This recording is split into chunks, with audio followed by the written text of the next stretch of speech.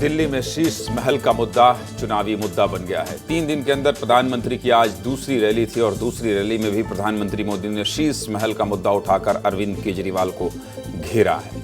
नमस्कार, मैं हूं ज्ञानेंद्र तिवारी और आप देख रहे हैं विस्तार न्यूज पर आपका अपना शो सीधे मुद्दे की बात। सीधे मुद्दे की बात में हर दिन आपको दिखाता हूं कि देश, मध्य प्रदेश और वो छत्तीसगढ़ की कौन सी खबरें हैं जो आपको देखना चाहिए। लेकिन सबसे पहले आपको खबरों की फहरिस्त दिखाता हूं, लिस्ट बताता हूं कि आज कौन कौन सी खबरें आप देखने वाले हैं। सबसे पहले शुरुआत राजधानी दिल्ली से करेंगे, क्योंकि आपको पता ही है कि दिल्ली का चुनाव चढ़ गया है।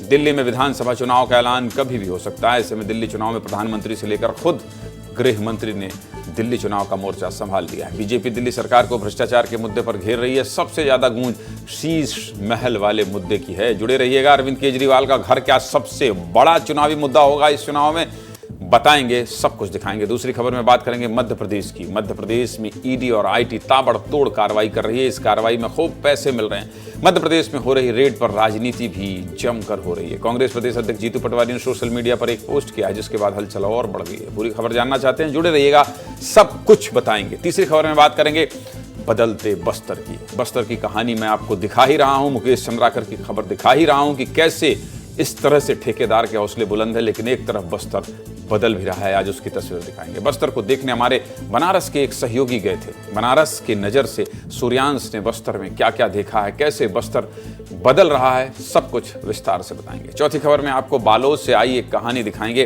अंशुल साहू नाम का एक लड़का आंखों में पट्टी बांधकर अक्षर, अंक, रंग और चित्रों की पहचान कर लेता है। सुनकर आप भी हैरान हो गए होंगे, सोच रहे होंगे ऐसा कोई कैसे कर सकता है। जुड़े रहिएगा, बहुत रोचक खबर है। इस कहानी को आप देखेंगे तो कहेंगे ऐसे चमत्कार कैसे हो सकते हैं। तो चलिए बुलेटिन की शुरुआत करते हैं और सबसे पहली खबर, दिल्ली का दंगल मुद्दा बना शीश महल। देखिए, एक तरफ अरविंद केजरीवाल हैं, एक तरफ देश के प्रधानमंत्री नरेंद्र मोदी हैं। दिल्ली का चुनाव धीरे धीरे रफ्तार पकड़ रहा है, लेकिन इस रफ्तार के बीच में अरविंद केजरीवाल का घर जो सबसे ज्यादा चर्चा का विषय बना हुआ है। दिल्ली में चुनावी शोर है और वादे ताबड़तोड़ हैं। दिल्ली विधानसभा चुनाव का ऐलान कभी भी हो सकता है। ऐसे में सभी पार्टियों ने दिल्ली के चुनाव में जीत के लिए कमर कस ली है। प्रधानमंत्री मोदी ने तो दिल्ली की कमान अपने हाथों में ले ली है। प्रधानमंत्री एक तरफ दिल्ली को सौगात दे रहे हैं तो दूसरी तरफ दिल्ली की सरकार पर ताबड़तोड़ प्रहार भी कर रहे हैं, हमला कर रहे हैं। 3 दिन में प्रधानमंत्री मोदी ने दिल्ली में दूसरी रैली की है। समझ रहे हैं आप, 3 दिन में दूसरी रैली। दिल्ली के रोहिणी में हुई रैली में प्रधानमंत्री मोदी ने आम आदमी पार्टी की सरकार पर कई हमले किए। प्रधानमंत्री ने फिर से दिल्ली को आपदा सरकार कहकर जमकर घेरा है और शीश महल के जरिए अरविंद केजरीवाल पर निशाना साधा है। शीश महल जब मैं कहता हूं तो इसका मतलब ये कहता हूं कि अरविंद केजरीवाल के करोड़ों के बने आलीशान बंगले को लेकर प्रधानमंत्री हमलावर हैं। और आपको याद होगा, जब बंगले की सियासत शुरू हुई थी तो अरविंद केजरीवाल के घर के सोफे से लेके, कांच से लेके, पेंट से लेके महंगे महंगे सामान तक की चर्चा हुई थी। पूरे देश में यह कहा गया था कि बताइए, आम आदमी की बात करने वाले मुख्यमंत्री, चप्पल में चलने वाले मुख्यमंत्री कैसे इतने बड़े आलीशान घर में रह रहे हैं। और अब वही चुनावी मुद्दा हो गया है इस चुनाव में दिल्ली के। सुनिए प्रधानमंत्री ने क्या कहकर निशाना साधा है, सुनाइए। साथियों, जब से मैंने आपदा का कच्चा चिट्ठा खोला है, तब से आपदा वाले तिल मिलाए हुए हैं। इन लोगों ने 10 साल तक दिल्ली को बेहाल रखा और आज लोग इन्हें आपदा कहते हैं तो ये मुझ पर भड़क रहे हैं। देखिए तो सही क्या हाल बना रखा है दिल्ली का। दिल्ली पर आपदा लाने वाले ये झूठा आरोप लगाते हैं कि केंद्र सरकार उन्हें काम नहीं करने देती, केंद्र सरकार उन्हें पैसे नहीं देती। ये कितने बड़े झूठे हैं, इसका उदाहरण इनका शीश महल है। दिल्ली में जब कोरोना काल था तो दिल्ली के मुख्यमंत्री का पूरा ध्यान शीश महल बनाने पर था। प्रधानमंत्री मोदी ने एक बार फिर अरविंद केजरीवाल पर बड़ा निशाना साधा है। दिल्ली सरकार पर सिर्फ प्रधानमंत्री ही नहीं, खुद गृह मंत्री अमित शाह ने भी कई सवाल उठाए। दिल्ली के चुनावी दंगल में अमित शाह ने क्या कहा है, ये भी सुन लीजिए। सुनिए जरा क्या कह रहे हैं गृह मंत्री। 50,000 गज एक शीश महल बनाया दिल्ली वासियों के 45 करोड़ के खर्चे से, और केजरीवाल जी आपको इसका हिसाब देना पड़ेगा, दिल्ली की जनता को हिसाब देना पड़ेगा। और वो जब मुख्यमंत्री थे तब मैं कहता था उनको, एक बार ट्वीट भी किया था, हर वार्ड से 10 दिल्ली वालों को अपने घर पर चाय पिलाकर शीश महल दर्शन का एक बार कार्यक्रम बनाइए, तो दिल्ली की जनता को मालूम पड़ेगा कि उनका मुख्यमंत्री कितने बड़े भवन में रह रहा है। दिल्ली में चुनाव से पहले शीश महल वाला मुद्दा फिर से गूंजने लगा है। अरविंद केजरीवाल बतौर सीएम जिस घर में रहते थे, जिस शीश महल का जिक्र पूरे चुनाव में हो रहा है, उस घर का वीडियो अब बीजेपी के नेता सोशल मीडिया पर पोस्ट कर रहे हैं और खूब सवाल उठा रहे हैं। एक बार आप भी ये वीडियो देख लीजिए और फिर इस वीडियो के जरिए चुनाव में परसेप्शन, राजनीति मतलब क्या होता है कि आप कौन सा नैरेटिव तैयार कर रहे हैं। सबसे बड़ा मुद्दा शीश महल ही शुरुआती दिनों में दिखाई दे रहा है। इसलिए शीश महल का एक वीडियो आप भी देखिए, उसके बाद विस्तार से बात करेंगे। देखिए वीडियो। आइए आपको अरविंद केजरीवाल जी का 100 करोड़ रुपए का शीश महल दिखाएं। ये अरविंद केजरीवाल जी का शीश महल में जिम है, कसरत करने वाला कमरा है उनका। ये एक एक मशीन लगभग 25-25 लाख रुपए की मशीन है। जो आप ये देखिए, ड्राइंग रूम नहीं है, ये आप देख रहे हो झूमर लगा ऊपर 25-30 लाख रुपए का। नहीं नहीं नहीं नहीं नहीं, गलत लग गई आपको। ये अरविंद केजरीवाल जी का प्राइवेट स्पा है। ये 25-30 लाख रुपए का एक टब आता है जो केवल और केवल 7 स्टार होटलों में होता है। इसमें ये जो सुराख दिख रहे हैं, इसमें से तेजी से पानी प्रेशर से निकलता है। इसमें अरविंद केजरीवाल जी गरम गरम पानी में जकूजी लेते हैं। ये उनका प्राइवेट टॉयलेट है। देखिए, इसमें एक एक ये जो सीट लगी है 20-20 लाख रुपए की है। ये सब कुछ ऑटोमेटिक है। और अब आइए आप उनके सोना रूम में। अब आप पूछेंगे सोना क्या है? भाई ये 7 स्टार होटल में होता है, ये गर्मी लेने के लिए होता है। इसमें तेजी से गर्मी निकलती है और आपको खूब गर्मी लगती है। इन्होंने अपने लिए अलग से एक नाई के लिए कमरा भी बनाया है। ये देखिए, ये इनकी कुर्सी लगी है, यहां बाल कटवाते हैं। अभी तो इससे आगे जब ये दरवाजा खुलेगा तो आगे बहुत कुछ और दिखेगा। अभी तो दरवाजा खुलेगा तो और बहुत कुछ मिलेगा। खूब वायरल हो रहा है ये वीडियो, इसलिए दिखा दिया। अब मुद्दा शीश महल का उठा और बीजेपी ने अरविंद केजरीवाल पर निशाना साधा, तो जवाब भी तो खुद अरविंद केजरीवाल ने ही दिया होगा। सुनिए क्या कह रहे हैं अरविंद केजरीवाल। 2700 करोड़ रुपए का अपने लिए घर बनाने वाला, 8400 करोड़ रुपए के हवाई जहाज में घूमने वाला, 10 लाख रुपए के सूट पहनने वाला व्यक्ति, उसके मुंह से शीश महल की बातें अच्छी नहीं लगती। ये तो बात बयानबाजी की हुई, लेकिन इससे पहले प्रधानमंत्री ने दिल्ली वालों को बहुत बड़ी सौगात भी दी है। दिल्ली मेट्रो चरण 4 के तहत जनकपुरी और कृष्णा पार्क के बीच मेट्रो करीब 1200 करोड़ लागत वाले 2.8 किलोमीटर मतलब 2.8 करीब 3 किलोमीटर लंबे हिस्से का उद्घाटन किया।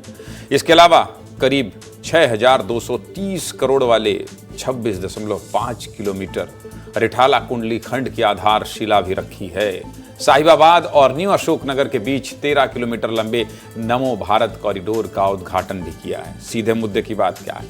सीधे मुद्दे की बात यह है कि दिल्ली में चुनाव है, एक तरफ सौगातों की बहार है तो दूसरी तरफ जुबानी प्रहार है।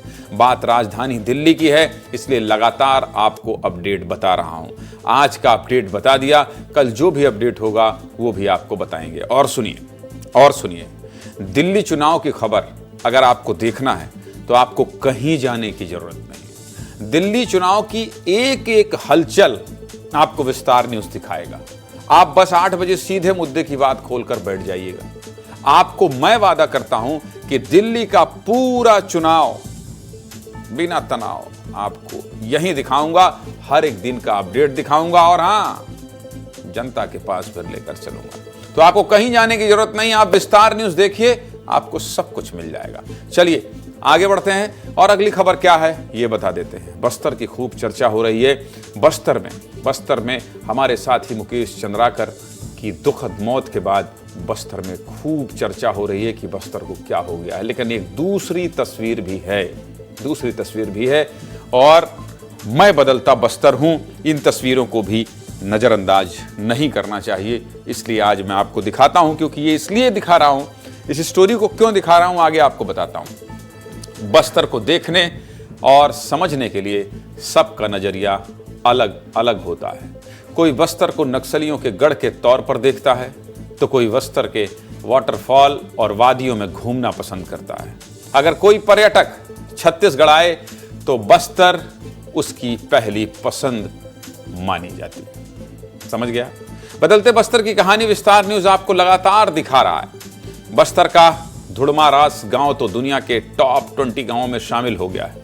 इसकी खूबसूरती हम सीधे की मुद्दे की बात में आपको पहले दिखा चुके हैं। लेकिन आज हम आपको बदलते बस्तर की कहानी बनारस की नजरों से दिखाएंगे। ऐसा क्यों कह रहा हूं ये भी बताऊंगा, लेकिन आप ये रिपोर्ट देखिए और महसूस कीजिए कि नक्सलगढ़ माना जाने वाला बस्तर कैसे बदल रहा है। बस्तर के विकास की रफ्तार किस तरह से बढ़ रही है, बस्तर कैसे प्रगति की उड़ान भर रहा है। देखिए इस रिपोर्ट में।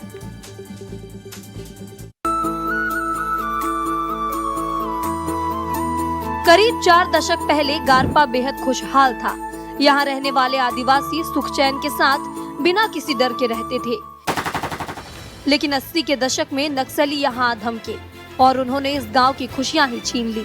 नक्सलियों ने इस गांव में आने वाले रास्तों को बंद कर दिया, पुलों को तोड़ दिया और गांव को अपने कब्जे में ले लिया। गारपा करीब 40 साल तक नक्सलियों के चंगुल में रहा। इस गांव में नक्सलियों के आतंक के निशान आज भी मौजूद हैं। गारपा नारायणपुर जिला मुख्यालय से करीब 45 किलोमीटर दूर है और यहाँ जाने के लिए जंगल से होकर गुजरना पड़ता है।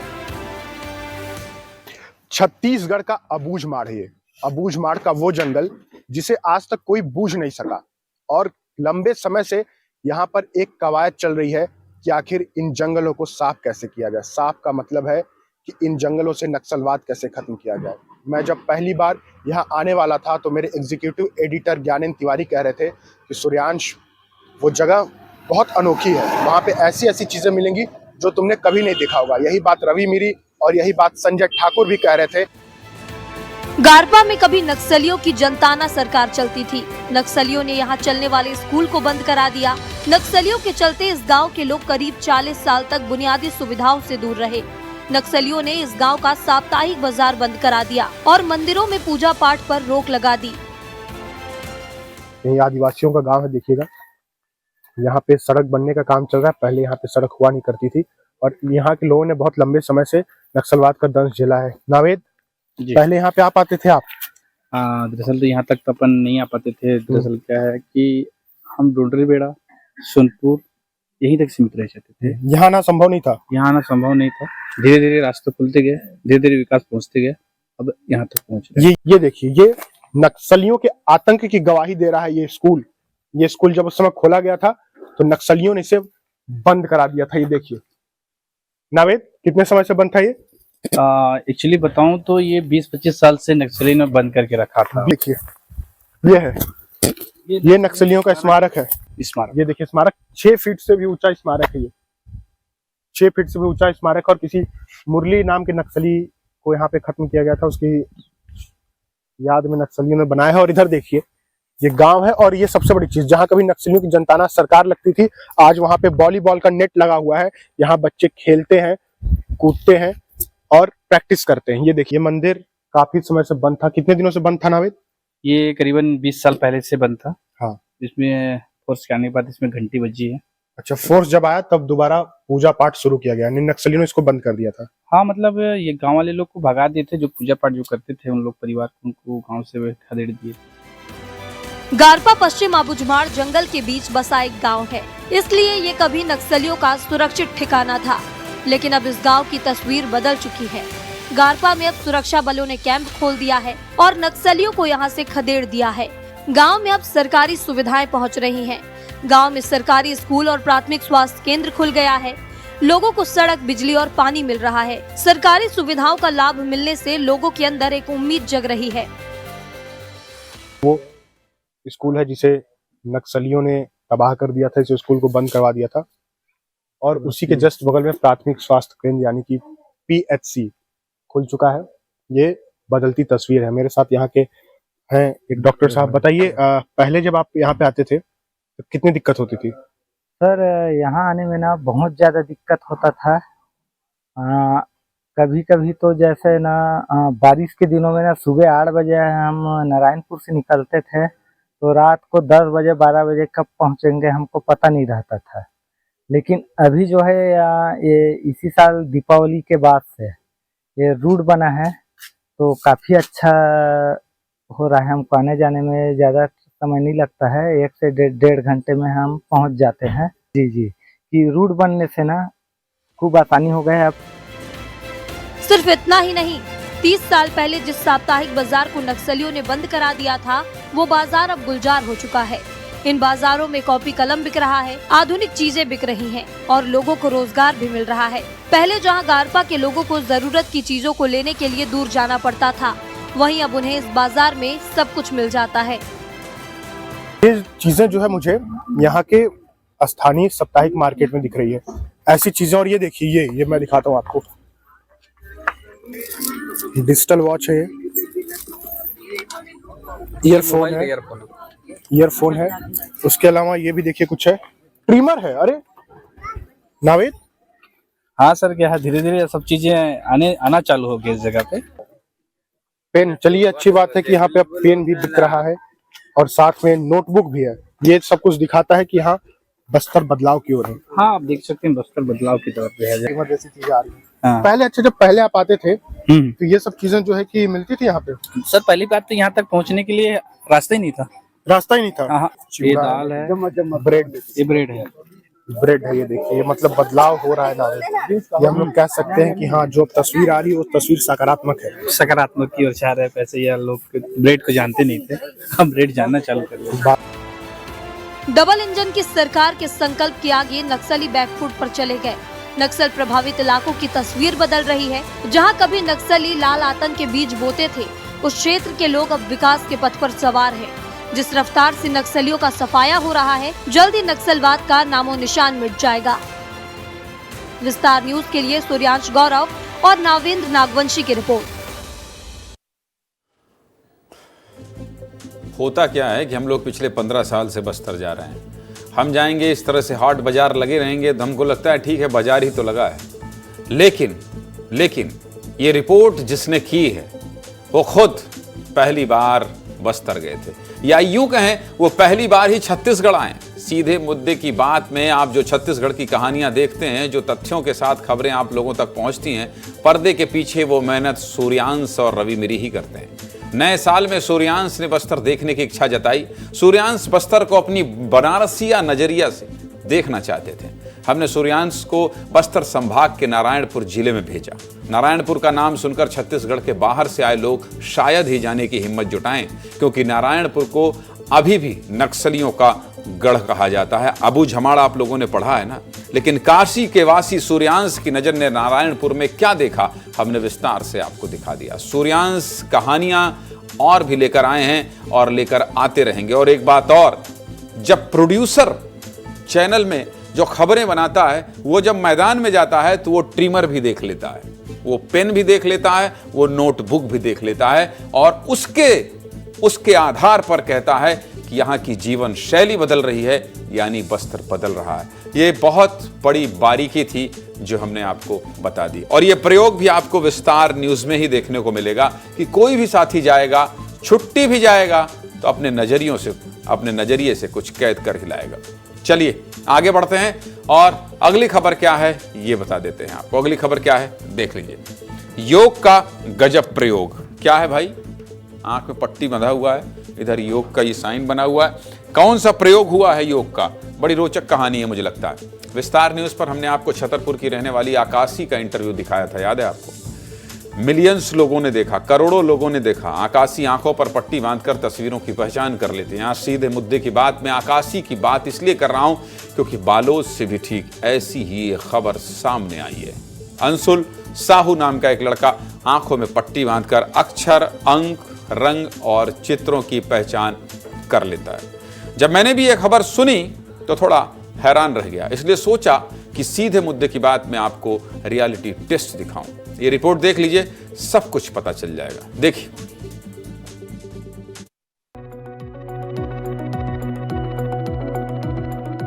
नाम अंशुल साहू, उम्र 12 साल। अंशुल की खासियत यह है कि ये आंखों पर पट्टी बांधकर कागज पर लिखे अक्षरों और कागज पर बने चित्रों की पहचान कर लेता है। मामला चौंकाने वाला है। विस्तार न्यूज को जब इस खबर का पता चला तो लिहाजा हमारे संवाददाता दिलेश्वर देवांगन मामले की पड़ताल करने पहुंच गए। हमारे संवाददाता अपने हाथ में एक पुस्तक लेकर अंशुल के घर पहुंचे थे। विस्तार न्यूज के कैमरे में जो तस्वीरें कैद हुई वो वाकई चौंकाने वाली थी। अंशुल स्वामी ने आंखों पर पट्टी बांधकर किताबों पर प्रिंट रंग और अक्षरों को बताना शुरू कर दिया। वो चेतन लिखा है रेड कलर में, ठीक है। मन की यहाँ पर ब्लैक कलर में लिखा है, ठीक है। शक्ति यहाँ पर रेड कलर में लिखा है। ठीक।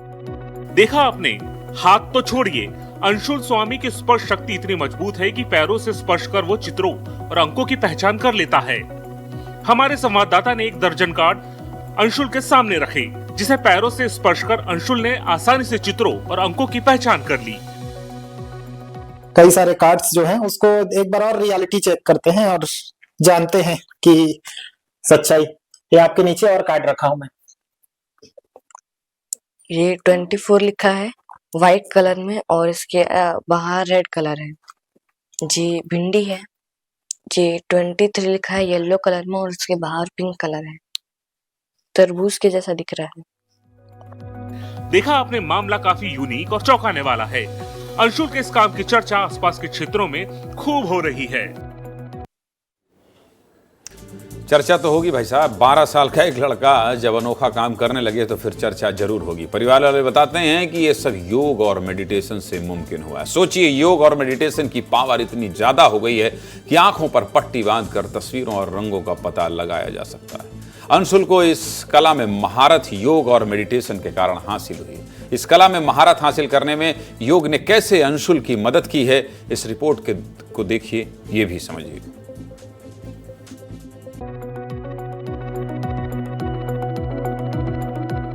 अंशुल की अद्भुत कला की शुरुआत होती है 2022 से, जब अंशुल ने गर्मी की छुट्टियों में योग और मेडिटेशन की कक्षा ज्वाइन की। अंशुल के पिताजी अजय साहू पेशे से वकील है।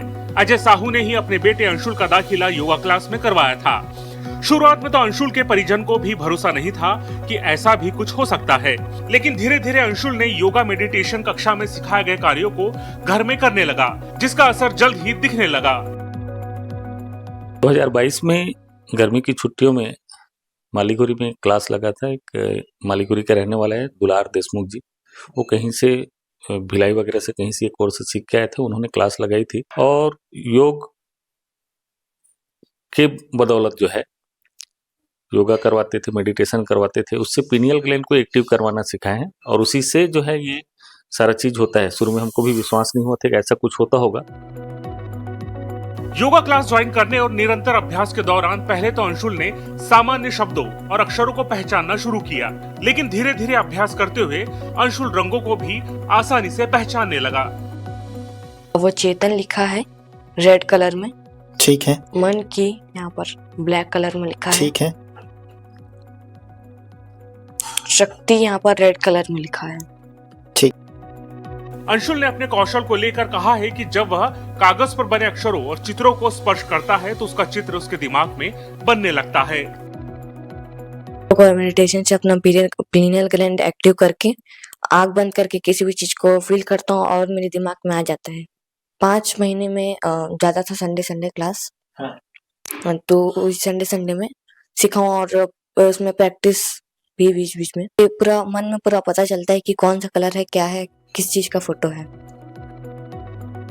मात्र 5 महीने के अभ्यास में अंशुल ने आंखों पर पट्टी बांधकर तस्वीरों को पहचानना शुरू कर दिया था। अंशुल के इस कौशल की चर्चा आसपास के क्षेत्रों में खूब हो रही है।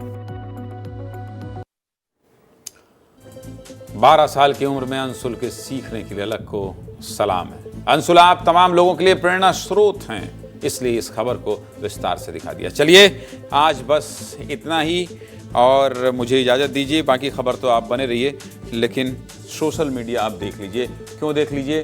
क्योंकि आप एक्स, फेसबुक, यूट्यूब और इंस्टाग्राम में आप जाइए तो सही। आप विस्तार न्यूज़ के इंस्टाग्राम पर जाइए।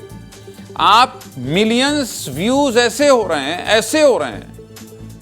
आप दर्शकों का बहुत बहुत धन्यवाद, आप सभी को प्रणाम। आप इंस्टाग्राम, फेसबुक, एक्स और यूट्यूब में मिलियंस लोग, करोड़ों लोग देख रहे हैं। आप भी जाइए, देखिए। विस्तार न्यूज़ जैसी खबर आपको कहीं देखने को नहीं मिलेगी। और अगर आपको लगता है कि आपकी खबर चलनी चाहिए तो आप 8282824982 पर खबर भेज दीजिए। मुझे इजाजत दीजिए। विस्तार न्यूज़ के साथ बने रहिए। नमस्कार।